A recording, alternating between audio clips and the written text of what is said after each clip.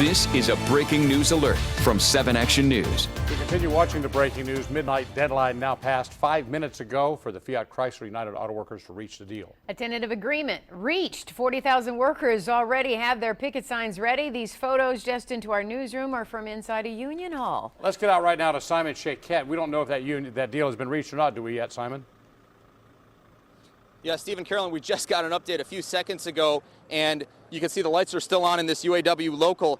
Here comes the statement from UAW.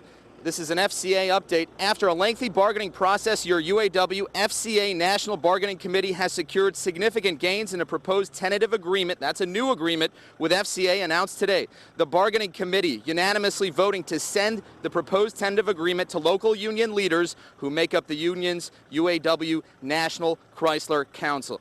Now, the UAW National Chrysler Council will meet in Detroit at 11 a.m. on Friday to discuss and vote on this agreement. This is very important, and it's going to make a huge difference, hopefully, to 40,000 union workers who are employed with Chrysler. Those same workers, 2/3 of them, said no to the last deal. We're hoping to learn a lot more, particularly what the details of this new agreement will be, and we're hoping some of those new details will come to light in the early morning hours just as soon as possible so that we can bring them to you. But again, we have been able to confirm a new tentative agreement has been reached between the employees and the company. I'm sure a lot of workers will be happy to hear that, because we heard so many of them say some are ready if a strike goes down, some saying they aren't ready. So, Simon, bottom line, no strike tonight.